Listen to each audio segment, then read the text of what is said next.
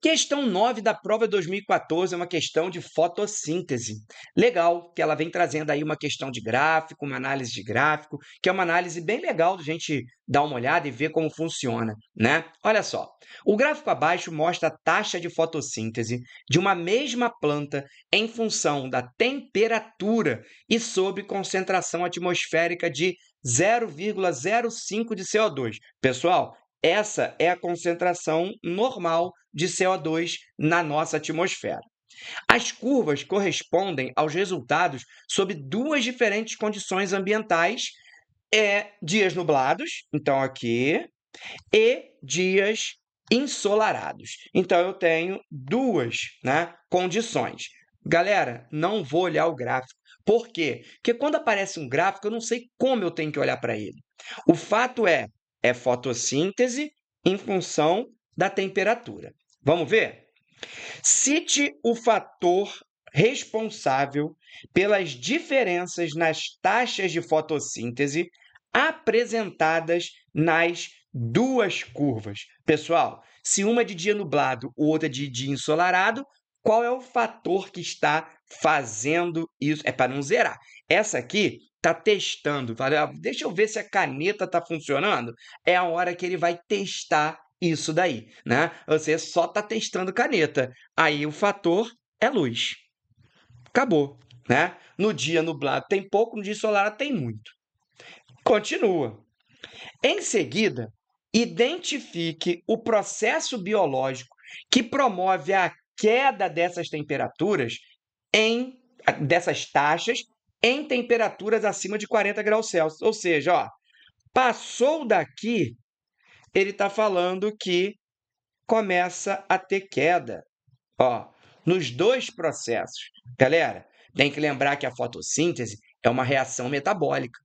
E depende de quê para acontecer? Depende de enzimas. E as enzimas sofrem ação direta, ó, da temperatura. Então, eu tenho que pensar no nome do fator que está relacionado com enzima e temperatura e que justifica a queda. Logo, desnaturação. Então, ó, se você quiser colocar fator, depois processo fator, dois pontos, luz, processo biológico, desnaturação, ok, pode ser, fica organizadinho, fica bonito, tá? Continuou. Indique ainda o que deveria acontecer com a taxa de fotossíntese em torno de 35 graus Celsius em cada uma das curvas se a concentração de CO2 no ar fosse duplicada e justifique a sua resposta. Pessoal, agora, olha só, o que ele está aí? Ele está, né, numa questão que ele vem aqui, ó, 35 graus Celsius. 35 graus Celsius está aqui, nessa região. Espera aí que eu vou marcar. Está aqui. Por que ele escolheu 35 graus Celsius? Porque aqui, ó, é a fotossíntese máxima possível para essa, né, para essa planta. Então, pessoal, eu não sei, né? Na real, a minha crítica a essa questão é o quê?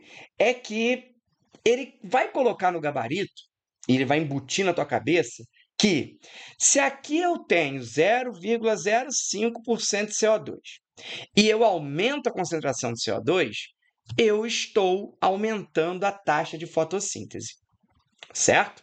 Essa é a ideia, tá? Mas e se já atingiu o ponto de saturação luminoso, né? E aí? Eu não sei. Então, fica uma crítica. Mas como a questão não está falando, vamos lá. Eu vou seguir a ideia, tá legal? Ó, a partir de 35 graus Celsius, se eu aumentar o CO2, a ideia é a taxa de fotossíntese irá aumentar. Beleza? E aí ele pede, ó, e justifique a sua resposta. Bom, galera, colocando que vão aumentar, por quê? Porque o CO2 é o substrato do ciclo de Calvin, da fase escura, enfim, na qual vai haver produção de glicose. Então, se eu aumento o CO2, eu aumento a produção de glicose, o que significa aumentar a taxa de fotossíntese. Então, ó, o CO2 é o substrato. Ah, não lembrei, Álvaro, substrato. Tinha que ser substrato? O que você acha? Claro que não. Você poderia colocar o CO2 é a molécula utilizada na fotossíntese para produzir glicose, né? É isso. O CO2 é o substrato do ciclo de Calvin. E, de novo, não era fundamental escrever ciclo de Calvin ou fase escura. O que você precisava dizer é que o CO2 é a molécula que vai produzir glicose. Então, o CO2 é o substrato do ciclo de Calvin, é utilizado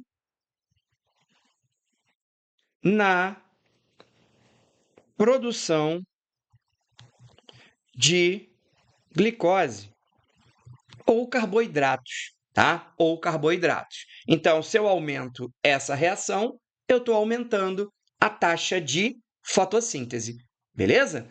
Lembrando, ó, quando eu falo em fotossíntese, eu estou falando em fase clara e fase escura, uma dependendo da outra.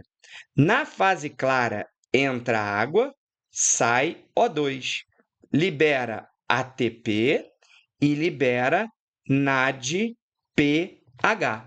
Por que uma depende da outra, Álvaro? Porque o ATP ele vai ser utilizado junto com o NADPH na fase escura para que o CO2 seja convertido em moléculas de carboidrato. Então, olha só, essa fase aqui, ela é chamada de clara, não é porque ela ocorre de dia, é porque ela acontece na presença de luz e depende diretamente da luz para poder acontecer.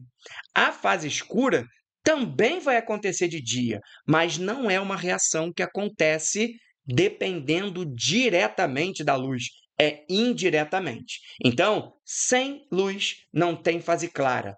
Logo, não tem fase clara, não tem fase escura. Resumindo, não tem fotossíntese sem luz. Ok? Beleza? Show, galera!